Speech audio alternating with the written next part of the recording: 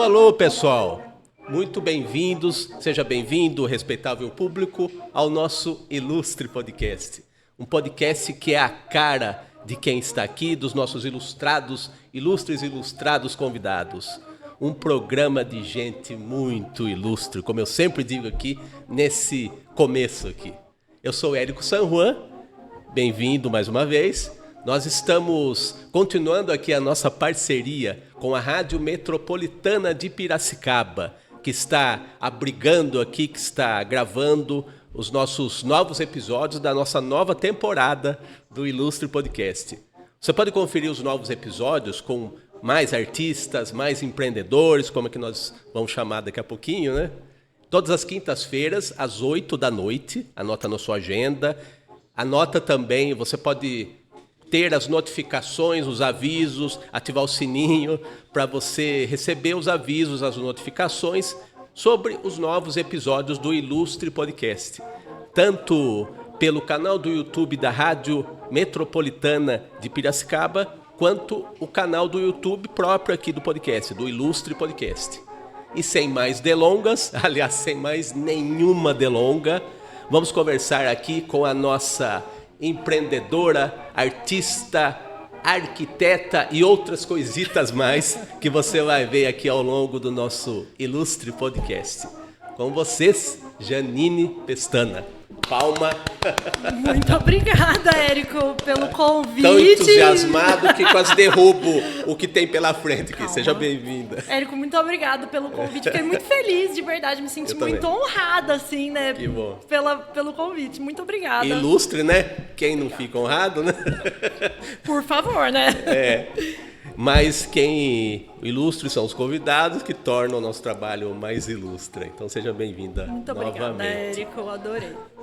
Janine, queria que você dissesse aí de onde você tem o gosto, a aptidão, o espírito de aventura de ser uma empreendedora nesse país. E o artista, ele é um empreendedor naturalmente, né? Com e você é uma artista que transita por diversas áreas, pode ser até que nem sejam considerados diretamente coisa de artista, né?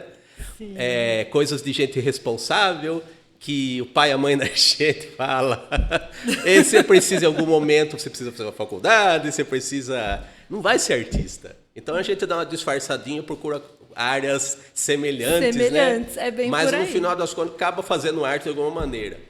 E você Sim. faz muita coisa. Como é que começou essa busca por arte? Em que tipo de empreendimento você fez? A aventura da arte, como é que começou na sua vida? Érico, eu acho que é uma coisa que já é da gente, né? É uma coisa que não tem muito como fugir. Então, eu tenho lembranças, assim, de coisas de criança, que eu fazia aula de pintura a óleo na biblioteca municipal. Que criança é essa que fazia pintura a óleo? Pintura a óleo, 8 anos de idade. Eu acho que tinha só eu lá, enfim. Qual que era a média? A média de idade, ainda? Adultos, né, no caso. E a criança lá. E eu, assim, amava. Minha mãe convenceu a professora, que já tinha sido professora dela, Ela enfim. não queria te Ela dar não aula. queria, porque eu era criança e a minha mãe conseguiu convencê-la. Então, foi meu primeiro contato, assim. E aí, depois, a vida adulta vem e explica pra você que ser artista não é...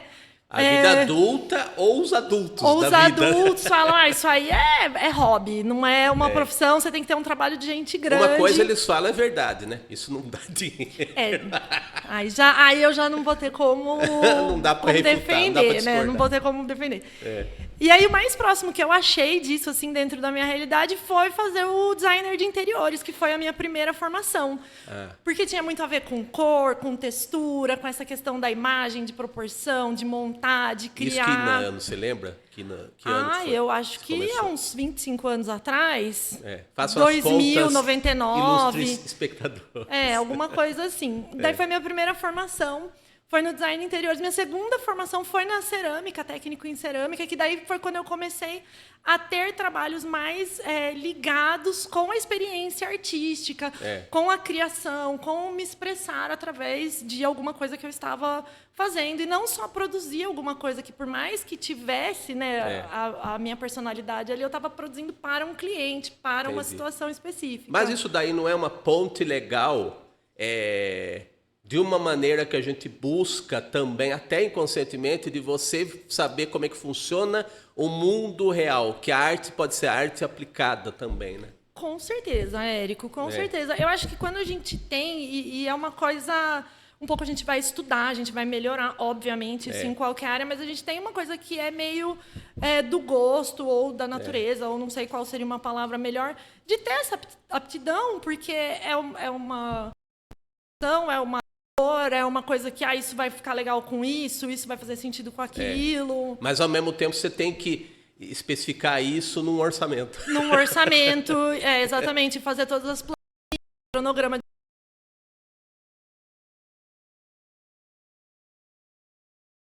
Aí, né, não tem muito o que fazer. E aí, das áreas que você estudou, que você se lembra de marcante? Assim, claro, nós vamos mostrar muitas coisas aqui. Claro. Mas que você sentiu que, olha, eu estou fazendo arte para o mundo real. Eu estou encaixando a minha aptidão, eu estou adaptando. Concessão a gente faz, inevitavelmente. Até sendo artista raiz. Isso é a vida assim. social, né, Érico? É a vida em comunidade. Qual que você lembra que é o primeiro trabalho, até independendo do que nós vamos mostrar aqui, que te marcou nesse sentido de eu estou inserindo a minha arte no mundo real? Érico, por mais louco que pareça essa resposta que eu vou dar, não sei se é o que você espera, mas você é o brechó. Você já falou a palavra louca, mas é o brechó. Por quê, Érico? O que acontece?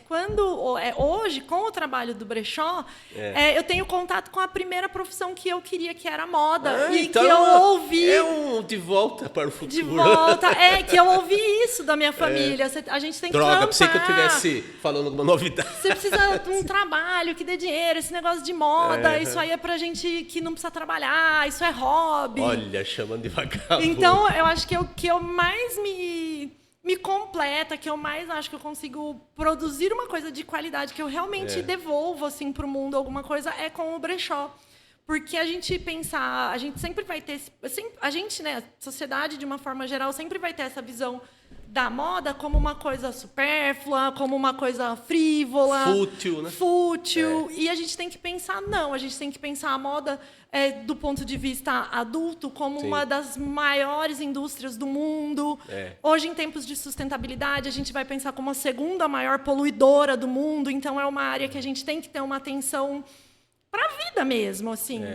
Então não tem nada de fútil em algo que influencia a economia mundial e, ao mesmo tempo, pode prejudicar muito o planeta. E é como a gente se expressa, Érico. Assim, o nosso primeiro contato que a gente tem com o mundo, que a gente tem com outras pessoas, é o que a gente está vestindo.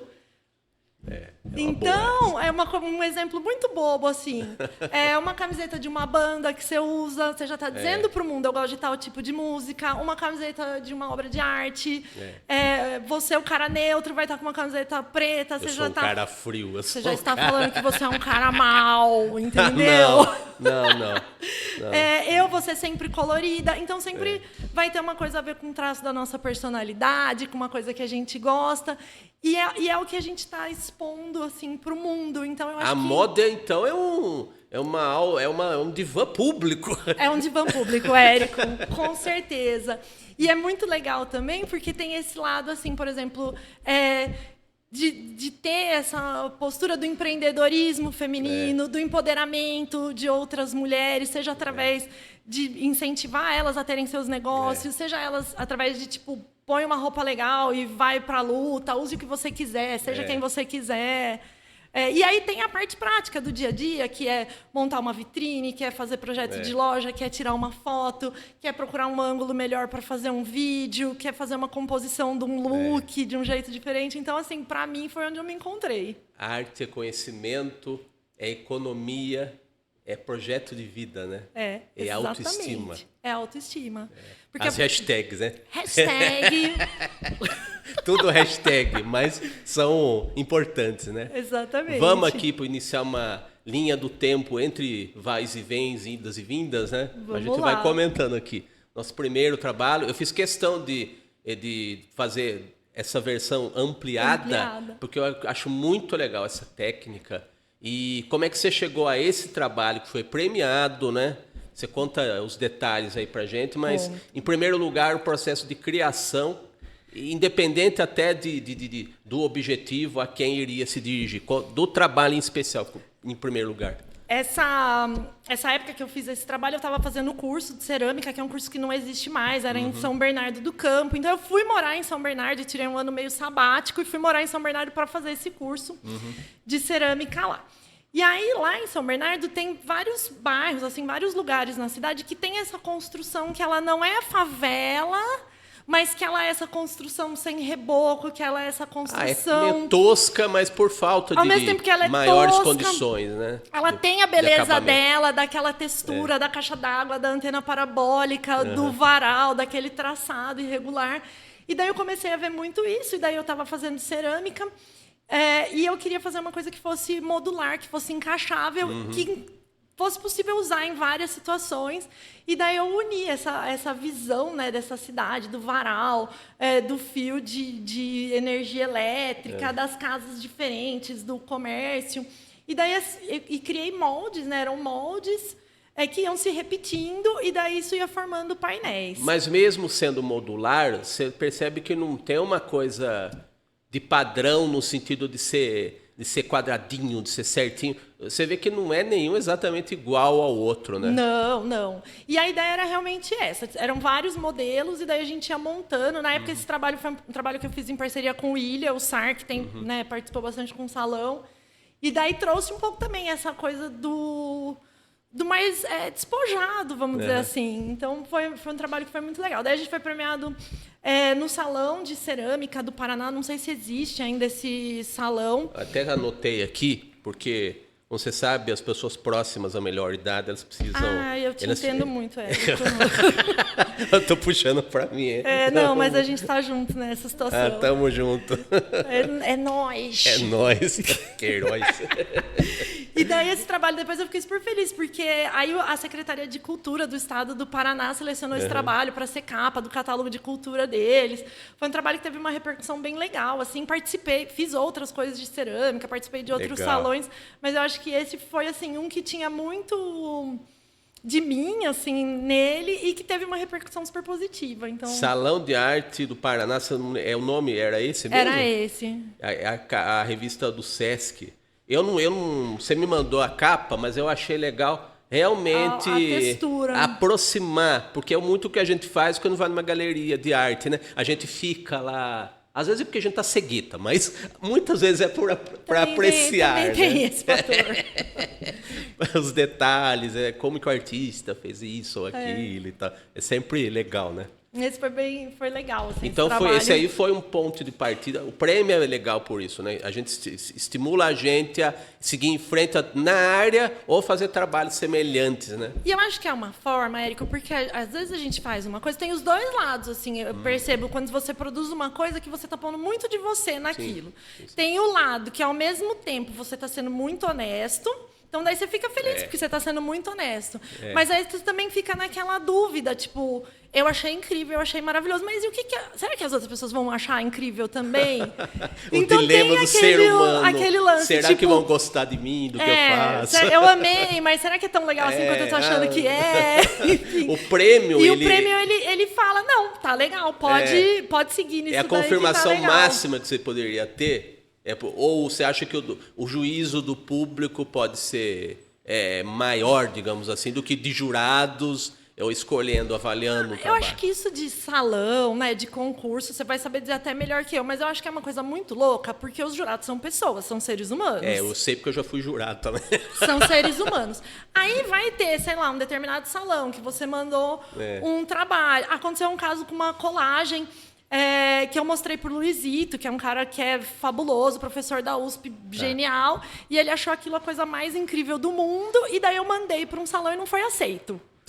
Então, você vê, né? Tem muito de imprevisível, de acaso, sei lá. Tem o lance de a pessoa se identificar muito com aquilo e achar muito incrível. Tem o lance de a pessoa, por alguma razão, odiar aquilo e de repente até é bom, mas não bateu bem para aquela determinada pessoa. Então a gente não pode se basear, basear a nossa vida, ou o que a gente vai fazer no resultado de um salão ou na opinião da outra pessoa, porque é muito imprevisível.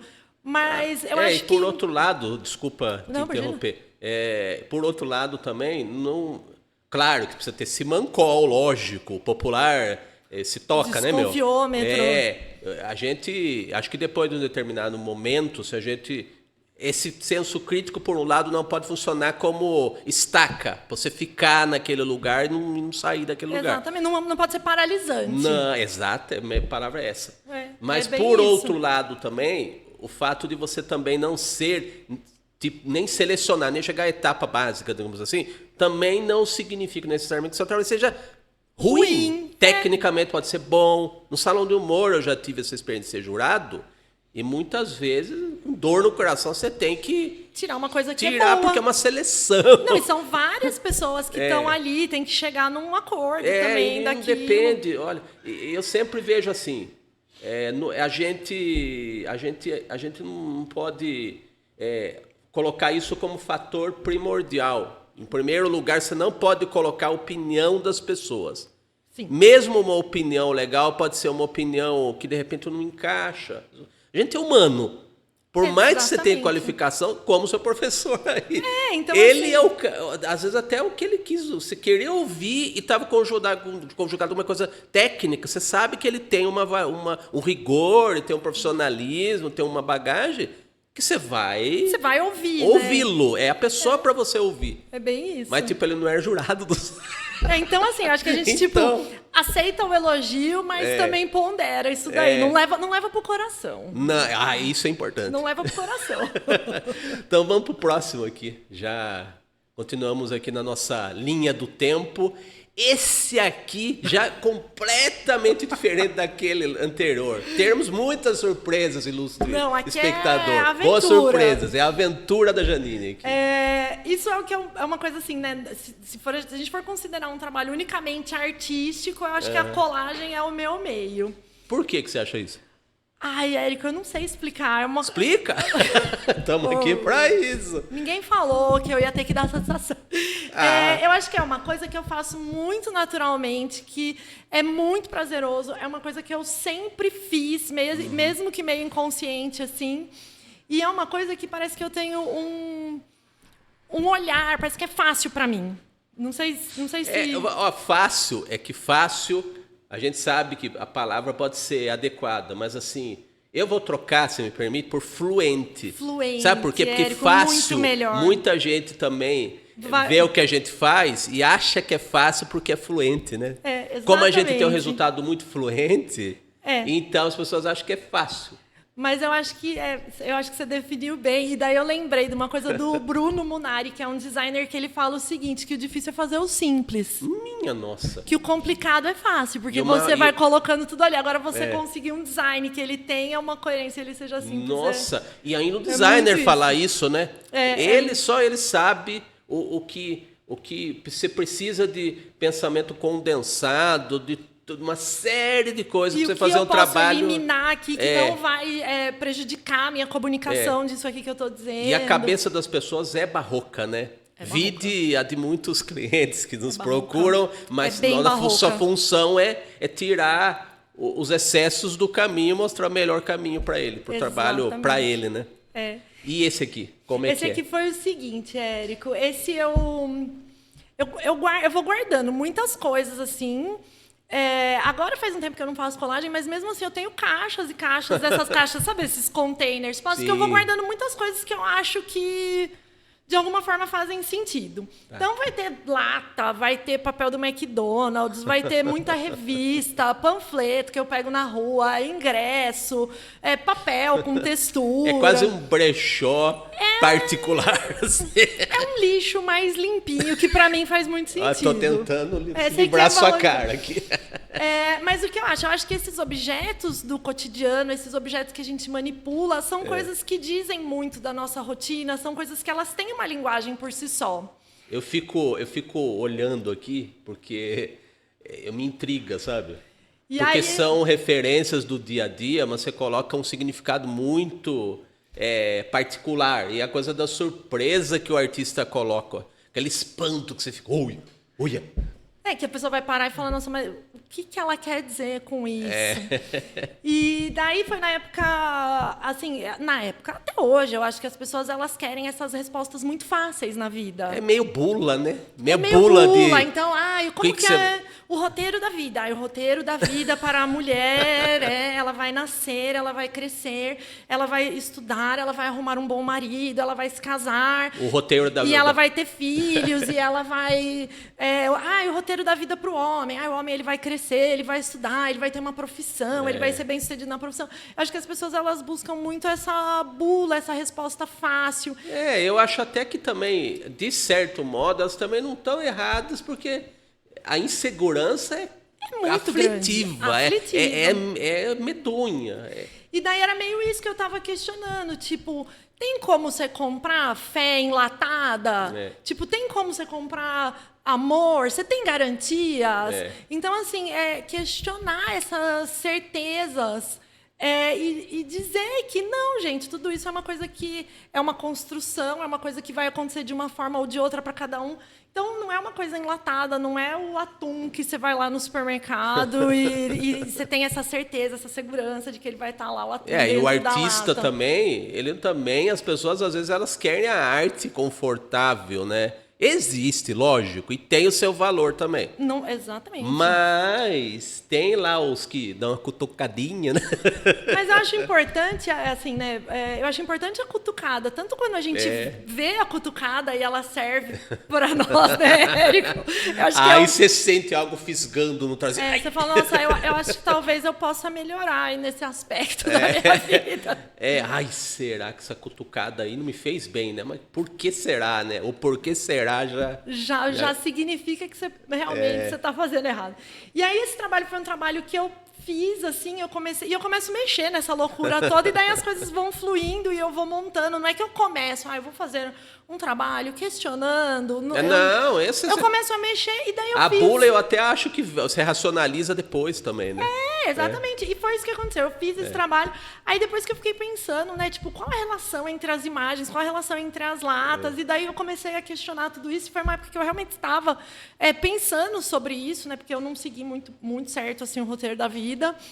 E daí a gente fica... Bom, o roteiro que todo mundo quer, né? O roteiro esperado, né? E aí surgiu um salão, achei na internet, alguém me mandou, não tenho certeza, acho que alguém me mandou, enfim. Esse salão que era um salão para obras de até cubos, né? De 10 por 10 por 10 centímetros. Salão Fundarte Sesc. Isso. Tá, em 2013, né? Faz tempo, né? Abafa. Passa a data, corta. E aí eu falei, encaixa, cabe, vou mandar. E daí eu mandei e acabou sendo um trabalho premiado também nesse salão. E eu fiquei super feliz, assim, porque foi uma coisa que realmente eu fiz, porque para mim, né, foi uma coisa que eu estava me expressando, que foi satisfatório, que foi natural ali. Comportamento enlatado 1 e 2, a ordem é essa? O nome já... Opa! Exatamente. E passemos, então, para a nossa próxima surpresa. Esse é muito bom. Isso eu acho interessante também, porque já é para um tipo de salão que é bem peculiar e rende muita coisa legal, né? Sim. Que embora o suporte seja igual para todos, que é a caixinha de fósforo, né? Sim. Eu acho que o desafio é você usar um suporte que aparentemente ninguém dá atenção, né? Ainda hoje que os fogões são todos automáticos. Acho que estamos na mesma situação. Então, e desafio de fazer algo num suporte diferenciado, né? Que é o fósforo. E pequenininho, né? Eu não sei que tamanho eram essas caixinhas. Caixinha de sei fósforo se era a pequenininha normal, mesmo. A pequenininha. Conta desse daí, então. Que você participou mais de uma vez nesse salão de fósforos. Participei, acho que duas com certeza, eu acho que 3 vezes. Em Piracicaba. Em Piracicaba. Essa era uma mostra que acontecia anualmente. Eu não sei se ainda acontece, eu acabei me perdendo um pouco. Anualmente na Casa do Povoador. Era um projeto muito legal. Muita gente incrível participou. Saía muito trabalho realmente assim, maravilhoso. Eu gostei muito de participar. Esse aqui, o que se trata? Aí eu trago a mesma linguagem, né? Que é essa linguagem da colagem para a caixa de fósforo. E daí aqui eu estava passando por uma fase, assim, com um monte de coisa acontecendo na vida. E daí você começa a questionar muita coisa. E daí eu estava falando assim sobre oportunidades que a gente perde, sobre chances que a gente, né, coisas que a gente fala não. Então os fósforos eles estão queimados. Tipo... Não, sabe o que me dá a impressão, olhando isso aqui? Que como você coloca com fotografias, né? Com montagens e tudo, você ressignifica, né? Mas dá a impressão que os fósforos estão pegando fogo dentro das caixinhas. Acho verdade, que é uma alma em chamas. Pode ser também, aí fica a interpretação. Aí, tá vendo? Mas era uma coisa tipo assim, às vezes, sabe aquele lance assim, da amiga que chama pra tomar um café e você fala, eu não posso porque XPTO, e você deveria ter ido, entendeu? E ter tido esse momento com a pessoa, porque você não sabe se você vai ter outro. Aí depois de um tempo, né, você começa a refletir sobre os seus nãos, né? Exatamente. Então era sobre isso, sobre coisas que às vezes a gente acaba não fazendo porque a gente cai nessa coisa da rotina, sobre coisas que a gente, tipo, era importante para mim, mas eu acabei deixando de fazer porque a sociedade, o outro, não sei quem. Então eu acho que é sobre isso, é sobre a gente ser quem a gente quer ser, sobre a gente falar o que a gente tem para falar, sobre a gente não perder essas pequenas oportunidades, esses pequenos momentos assim que a vida vai proporcionando pra gente, porque pode ser que, sei lá, né? O sei lá que é difícil de lidar, que é difícil. Né? O que a gente tem certeza é o agora, então a gente tem que focar nisso, né? Muito bom. E você se lembra de alguma, até fugindo 2 segundos aí do seu trabalho, você se lembra de alguma solução de arte assim, ou de alguém que tenha feito um trabalho peculiar em fósforos, assim? Agora, sim, não lembro. Não especialmente, mas assim, você sentia que tinha uma diversidade de técnicas dentro do suporte da caixinha de fósforo? Nossa, muito, super. Eu lembro, teve um ano que o Eduardo Grosso, que já teve até aqui com você, mandou um trabalho muito colorido, muito legal. Eu lembro que tinha várias pessoas que eles transformavam isso em escultura, eles punham meio que esculturas nas caixinhas. Tinha muita gente que pintava, a maioria das pessoas acabava...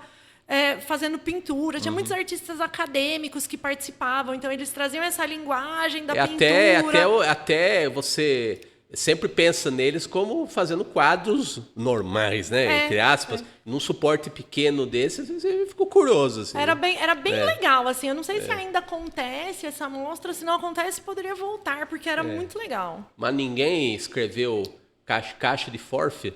Estamos em Piracicaba, né? Afinal de contas. Eu já estou dando ideia para alguém que como eu sou colaborativo. Joga pro universo. Vamos que Mas vamos. Que ninguém pega, isso é meu.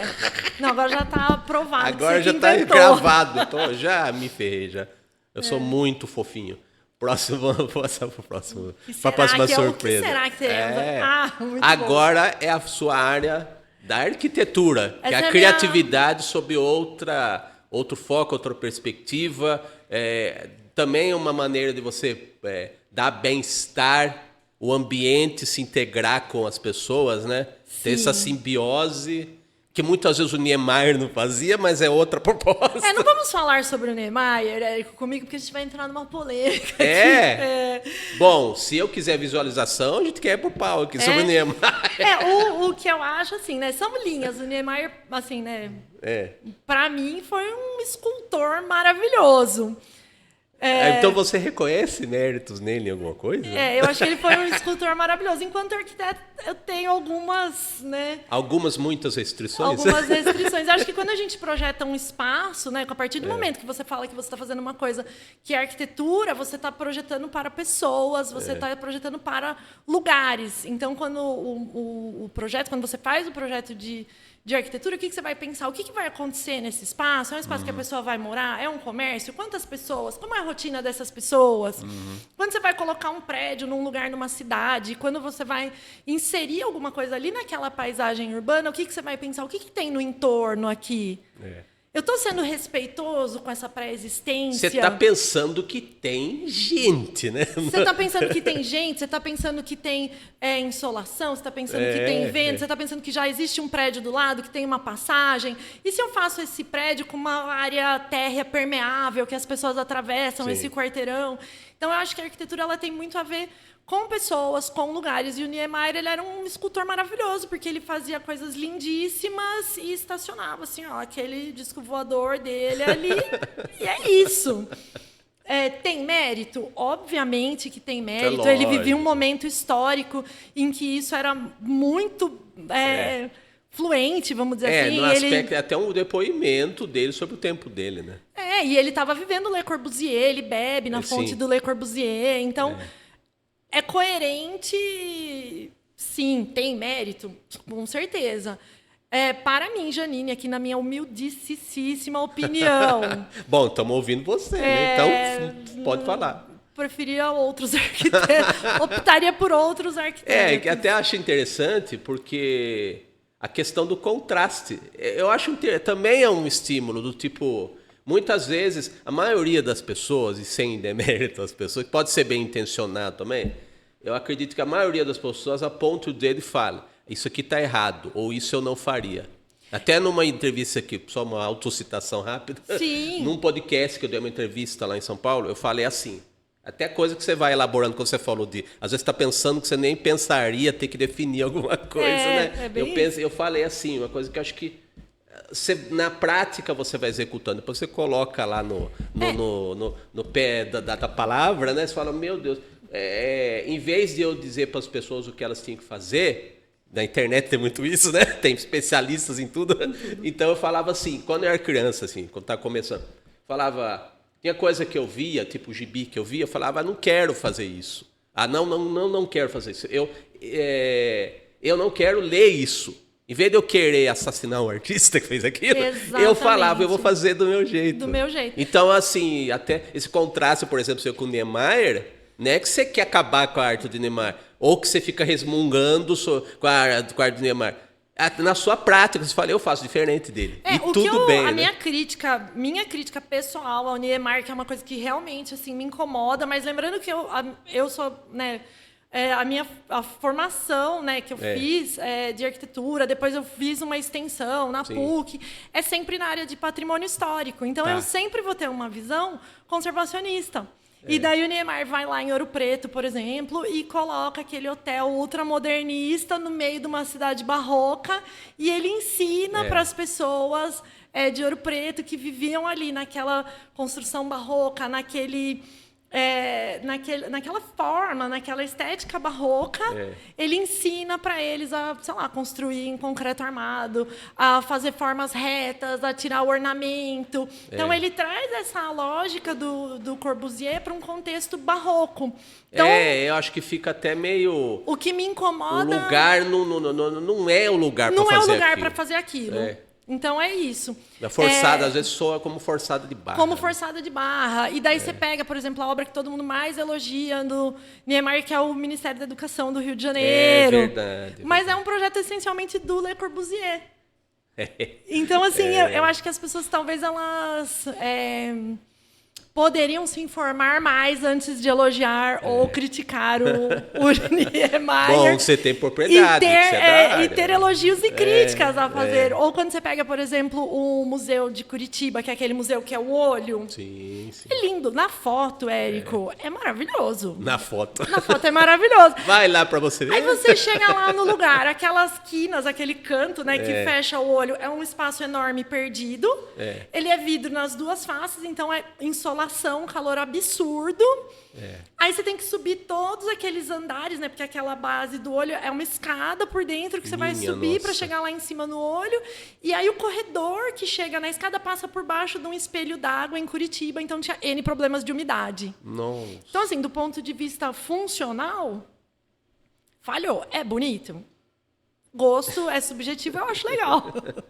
Gosto se discute, Gosto né? se Como discute, estamos mas fazendo. eu acho assim, na arquitetura a gente sempre tem que ter esse foco no usuário. No usuário. Então, não era para ele fazer essas coisas, né? Fica aí a reflexão, cada um que tire suas conclusões. Mas eu acho que a gente tem que ter sempre esse foco no usuário. Então, eu vou projetar um museu, sei lá, eu já fiz projeto de uma galeria. Como que as pessoas vão circular? Onde que vão ficar as obras? Como que vai ser a iluminação? Como que eu vou fazer para valorizar o máximo possível? O que é o foco aqui? O que eu tenho que privilegiar nesse projeto? É a obra. Como que eu vou fazer isso?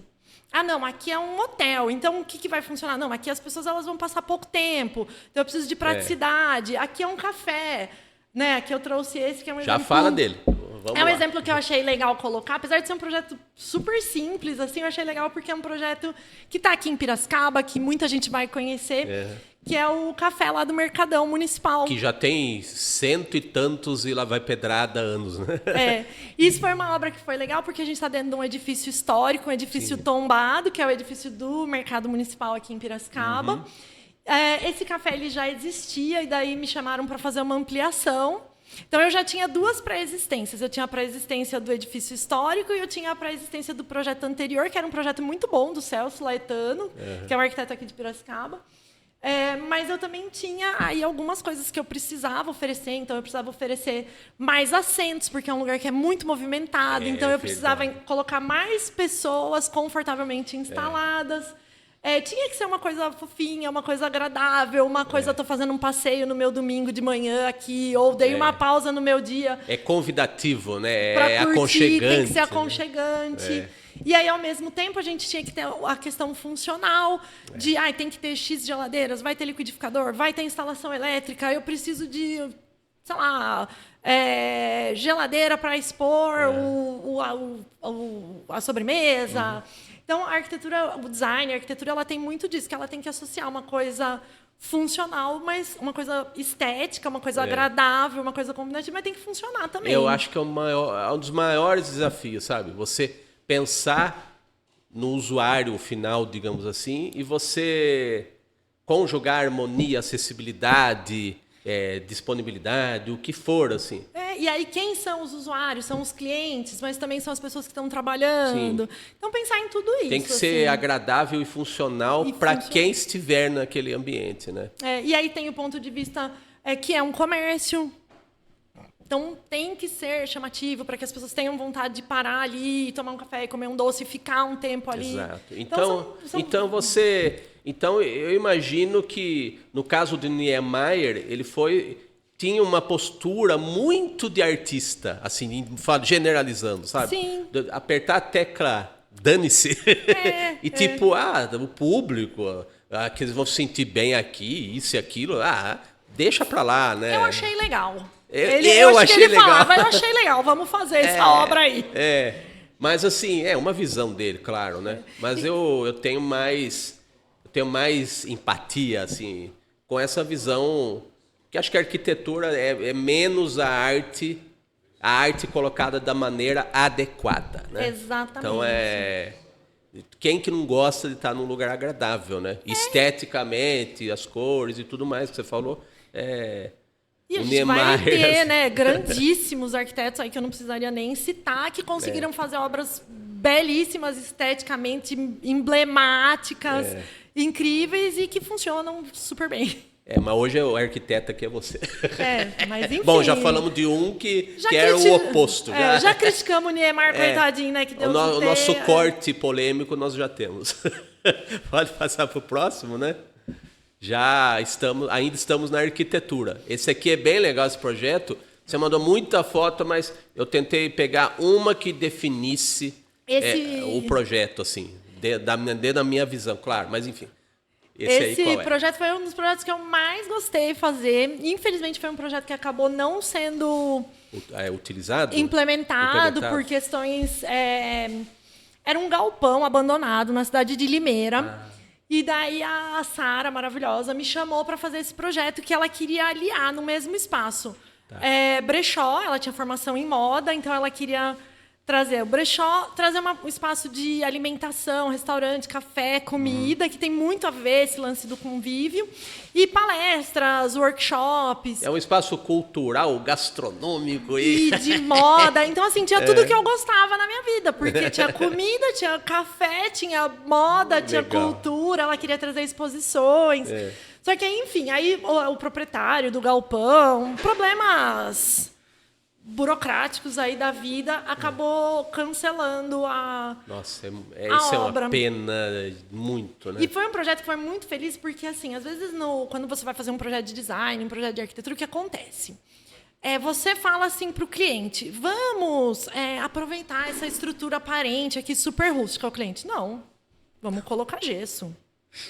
Aí você fala assim, vamos usar essa madeira reciclada, que tem muito a ver com isso, que é uma preocupação real para mim, de ser sustentável. Vamos usar essa madeira de demolição. Mas madeira velha? Você quer que a gente ponha madeira velha no projeto? Nossa, bem...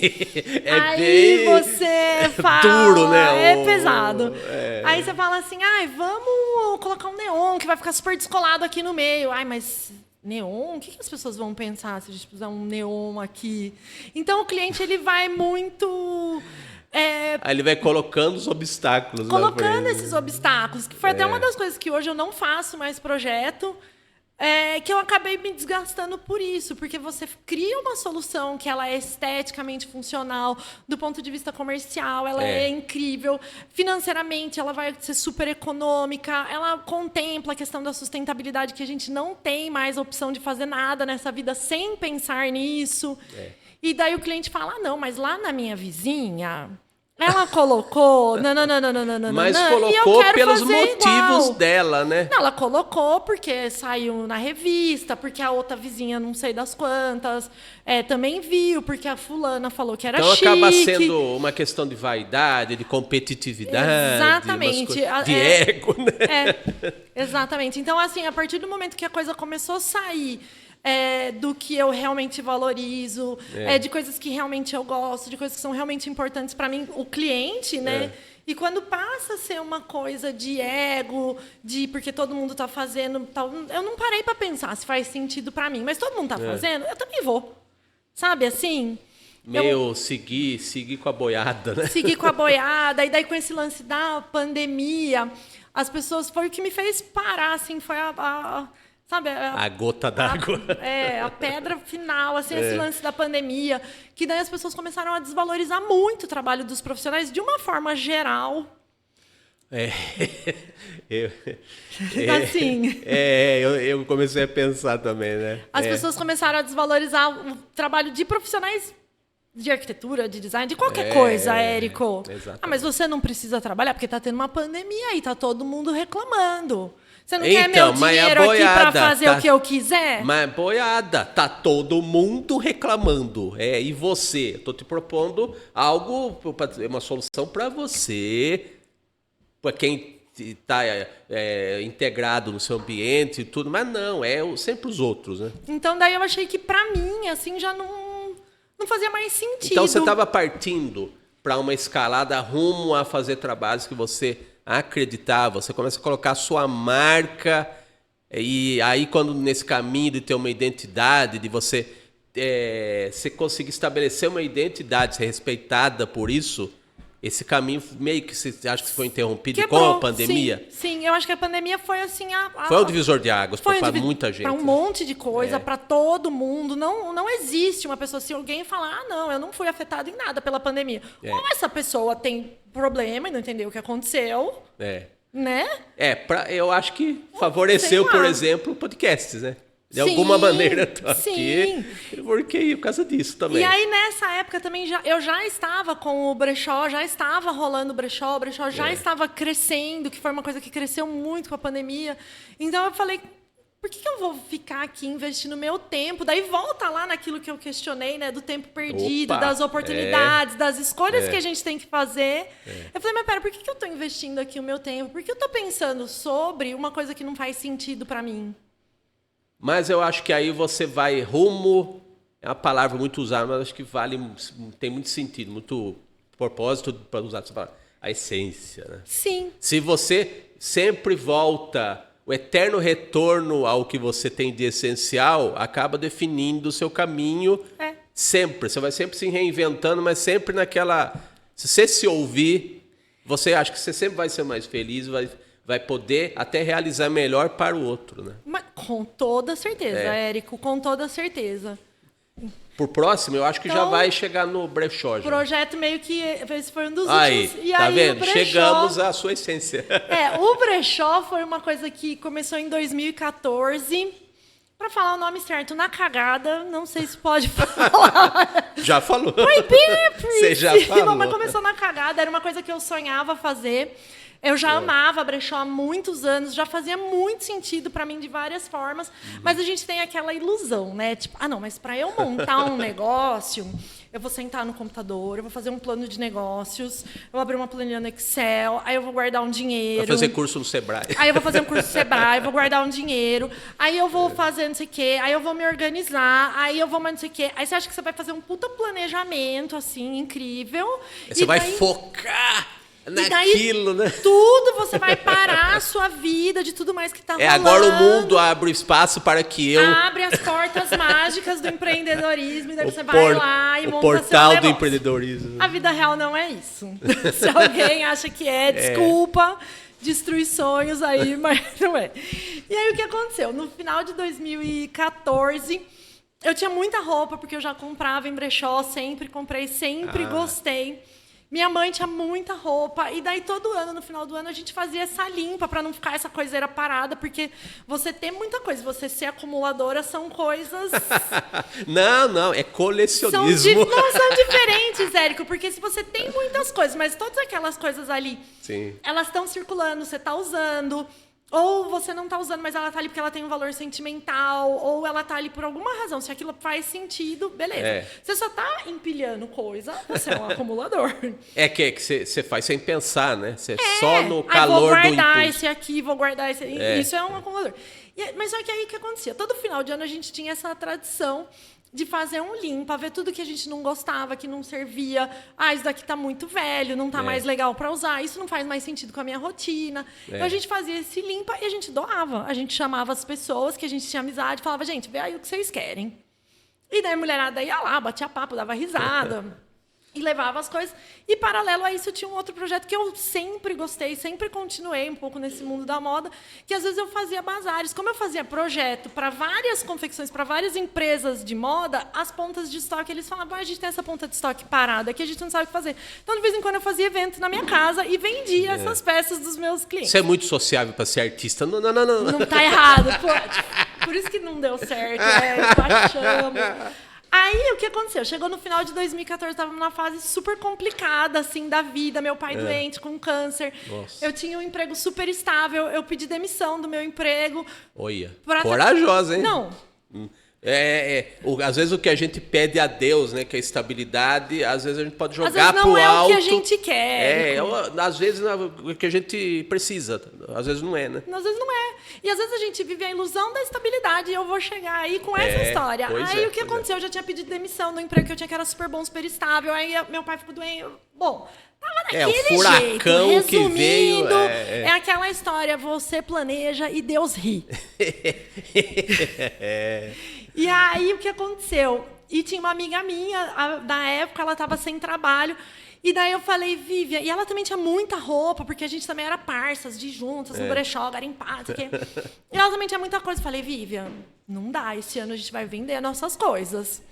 E daí eu peguei todas as minhas coisas, todas as coisas da minha mãe, essa amiga minha, a gente colocou tudo nessa sala, que é onde foi meu escritório de arquitetura, que era um prédio comercial que tem 3 conjuntos comerciais, e daí em um conjunto era meu escritório e um estava vazio, que era esse aqui. Aí eu falei, vamos fazer um bazar aqui e vamos vender as nossas roupas, porque a gente precisa de dinheiro, e é isso. Se as pessoas... É bem prático, né, na verdade? Se as pessoas vinham quando era de graça, elas que vinham para comprar agora. Foi bem nossa loja. Olha. E aí aconteceu uma coisa muito legal, que cada amiga que ia para comprar falava, nossa, mas genial essa ideia, vocês não querem vender as minhas roupas também? Porque eu tenho um monte de roupa parada em casa, são coisas legais, vocês não querem vender? A gente falava, sim, a gente pode vender para você. Olha só. E daí o brechó começou deste jeito. E daí essa foto ela é muito boa para mim, porque... Isso daqui, para mim, é a materialização do faça o melhor com o que você tem. Não espere... Isso é muito... Olha... Não espere a sua planilha do Excel virar realidade. Isso é muito importante de dizer, sabe? Até vou me deter um pouco nesse ponto, que eu acho tão importante. Porque, assim, do mesmo modo lá que eu coloquei um pouquinho mais para trás, lá, de em vez de ficar criticando fazer do seu jeito... Também não ficar esperando a hora certa para fazer. Quando eu tiver dinheiro, eu faço. Quando eu tiver, sei lá, quando eu tiver a minha família, quando eu tiver a minha base, ou seja o que for nesse sentido, eu faço. Tipo, a desculpa perfeita para você protelar 90% do que você pode fazer. Não, e a desculpa... Nós nunca temos temperatura ideal para nada, nem dinheiro certo para nada. E a desculpa perfeita para você não correr risco. Você fica na zoninha de conforto, mas na verdade você não tá confortável, né? É aquela história, né? Eu tô aqui, ó, na merda, aqui é quentinho, aqui é fofinho, tem mosca, cheira mal, mas tá aqui. Então, daí eu acho que isso foi a materialização. É uma metáfora assim, meio mal cheirosa, mas... Mas é real, é a Érico. realidade mesmo. Aqui é seguro, eu sei o que esperar dessa situação. Então, Não, e o que rolar de que não tá no roteiro também, você pode ser que você joga pro universo no mau sentido.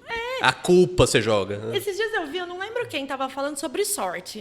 Alguém tava falando alguma coisa sobre sorte, eu não vou lembrar onde, mas a pessoa falou um negócio que pra mim foi tipo... Cara, óbvio que é isso. Por que as pessoas não... É o óbvio, nem é tão óbvio Não assim. é tão óbvio, mas ela explicou de um jeito muito bom. Essa pessoa, não lembro quem era. Ela fala assim, a vida ela vai acontecendo e as situações, né? Se a gente pusesse numa timeline, as situações iam passando aqui.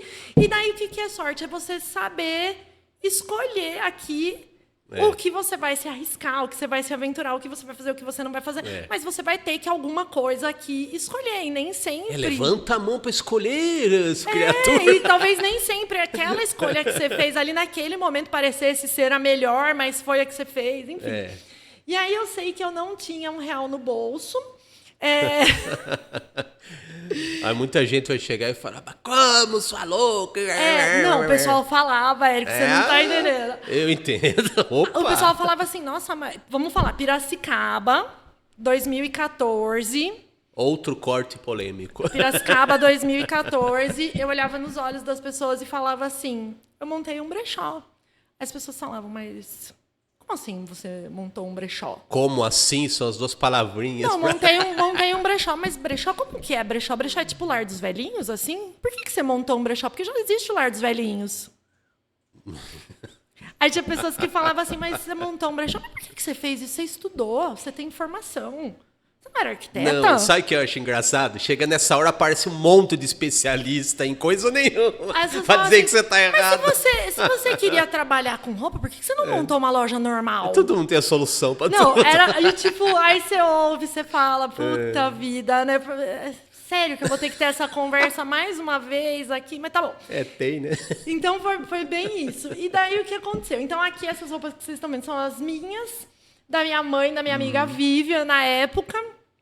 Isso daqui é um suporte de vaso, que era da minha avó. Olha isso. Isso daqui é um trilho de cortina que eu tinha guardado. Essa mesa é uma mesa que eu comprei lá no Lar dos Velhinhos. E era o que tinha, e foi isso, e fim. Seria super legal se eu tivesse comprado cabides. Eu não podia comprar cabides, então eu peguei os cabides da minha casa e pus. Era o que eu tinha. Seria super legal se eu tivesse comprado araras. Podia fazer? Não, então é isso que vai ter. E aí, devagar, isso foi se construindo. As pessoas começaram a ir, porque as pessoas não iam. Eu chamava, eu falava, Érico, passa lá conhecer meu brechó. Aí você falava, tá bom, pode deixar. E por dentro você estava falando, coitada, tá doida, né? Então, daí isso foi se construindo, assim, muito lentamente no começo. Na época, o que a gente tinha de internet para fazer divulgação era o Facebook. Ainda estava engatinhando. Ainda estava engatinhando o Facebook.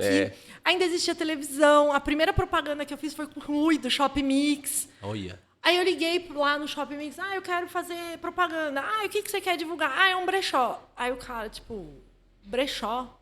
Já aconteceu publicações que eu quis colocar anúncio e as pessoas, tá, beleza, pode deixar, eu passo aí. O anúncio, tô esperando... o cara que podia... Então, assim, existia preconceito das pessoas, existia preconceito das mídias que eu tinha para fazer propaganda. Então, no começo foi bem complicado. Mas foi, né, isso foi. E daí, ali, aquela foto já é a inauguração. Daí eu acabei, né, o brechó persistiu. Aquela foto já é de 2018, isso aqui é 2014, aquela é 2018, que é quando o brechó muda para essa casa, que é meio quarteirão mais para frente. E daí foi a partir desse momento que as pessoas começaram a levar a sério. Por quê? Porque, pera um pouco, se essa gata tá vendendo roupa usada e ela conseguiu comprar um imóvel, reformar um imóvel, ela tem equipe, ela tem produto... Então, foi a partir daí que as pessoas começaram a realmente levar a sério. Você não acha também que tem também uma cultura até negativa com relação ao brechó? Porque muitas vezes as pessoas podem considerar que é meio que nem sebo de livro, sabe assim? aquele lugar que você sabe que você vai se sentir bem porque você é leitor, você gosta de livro, às vezes você pode até ser um bibliófilo e estar caçando coisas raras. Coisa incrível.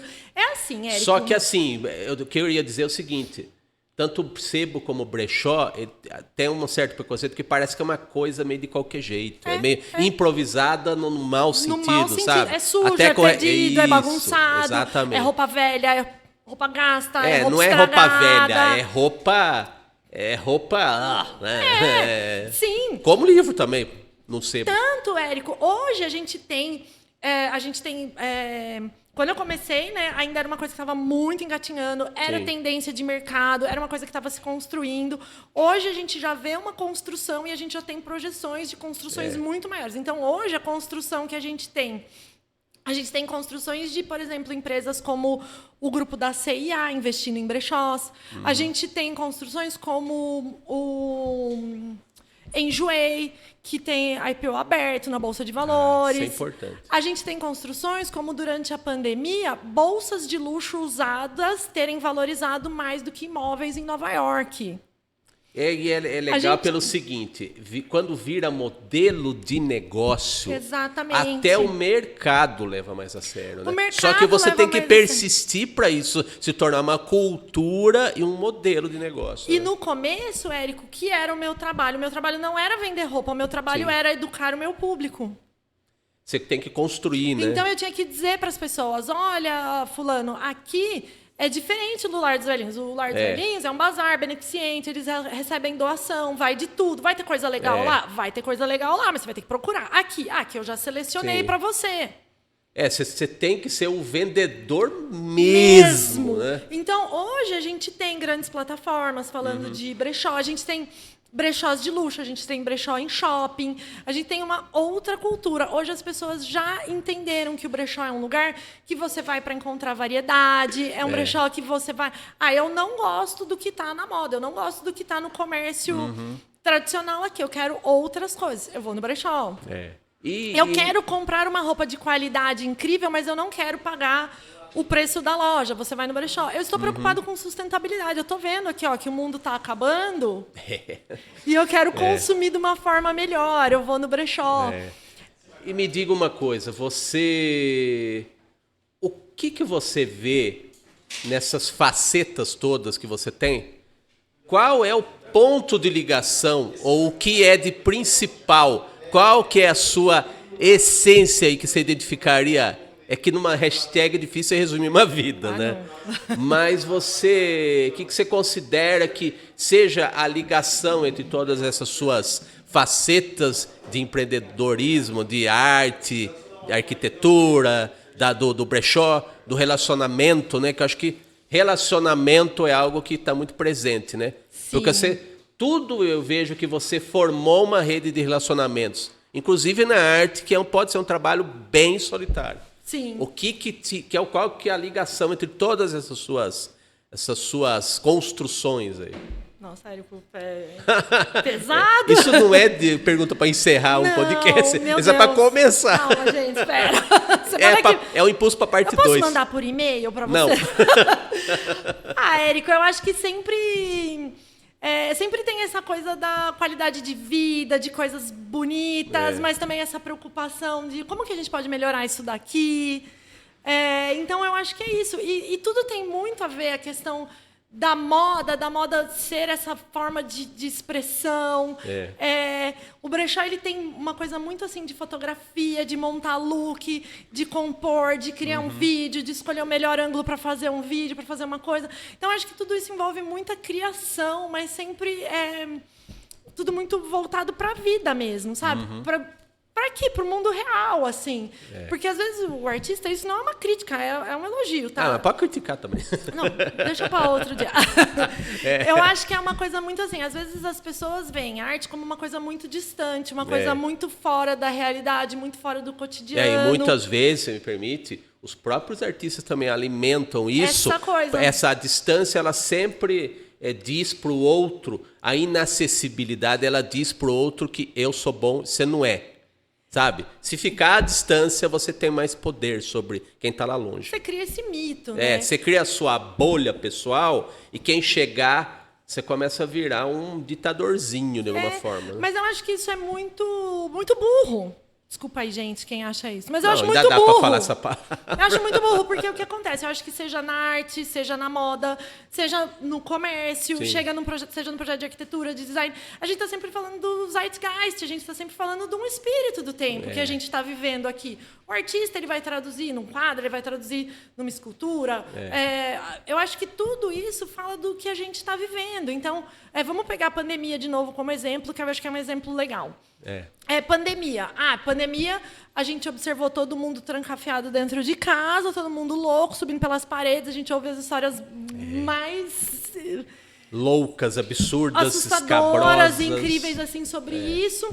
E daí isso se reflete na moda a partir do momento que as pessoas deixam de usar salto, as pessoas buscam roupas mais confortáveis. Isso se reflete na arte a partir do momento que muita gente começa a pintar, muita gente começa a esculpir. Então, você começa a ter uma popularização. Isso reflete na arquitetura, porque as pessoas querem espaços mais abertos, as pessoas querem mais quintais. Então, eu acho que cada coisinha assim vai traduzir dentro da sua linguagem, como se fosse a linguagem escultura ou como se fosse a linguagem pintura, vai se traduzir o que está acontecendo no mundo, o que está acontecendo com a gente. Eu acho que dá para... a hashtag que define você, a nossa entrevistada de hoje, é a que vai aparecer, que não é só uma hashtag, né? O nosso slide final. Olha, você está aí, você esteve com a gente no nosso podcast e esse é o caminho pelo qual nós podemos encontrar você. E estamos aí nos despedindo, né, da nossa audiência e fala aí, deixa o seu recado final, junto com o seu Instagram, né? É isso, gente. Não planejem demais, vão fazendo, não esperem amanhã, não falem não tenho tempo para vir aqui fazer um podcast com o Érico. Aí gostei. Se joguem, gente, se joga na vida, porque às vezes a gente fica pensando demais, planejando demais e perdeu só tempo mesmo. Muito bom. Então acho que é isso, Érico. Obrigado, Janine. Obrigada eu, adorei. Depois vai ter parte 2, né? Vai. Pessoa... Se quiser, estamos aí. Bora! Cada faceta dessa sua dá um episódio inteiro, né? Só chamar, Érico. Obrigado, Janine. E é isso aí, pessoal. Mais uma ilustre convidada, mais um ilustre podcast aqui para vocês. Toda quinta, às 8 da noite, conhecida como 20 horas, né? Temos um novo episódio com uma nova pessoa, um novo artista, um novo jornalista, alguém da comunicação, da arte e principalmente da vida. Então, eu sou Érico San Juan e você pode encontrar os episódios novos, tanto os anteriores quanto os novos, no canal do YouTube do Ilustre Podcast, o nosso canal próprio, e principalmente no canal do YouTube da Rádio Metropolitana de Piracicaba, a nossa parceira aí para todas as horas nessa nova fase do Ilustre Podcast. E curta, compartilhe, dá um joinha, que é importante pra gente, né? Que você faça também essa rede para divulgar esse povo tão ilustre, tão bacana, tão cheio de consistência, de arte e de vida. Então, até a próxima semana com mais um Ilustre Podcast na Rádio Metropolitana de Piracicaba no YouTube. Tchau, pessoal!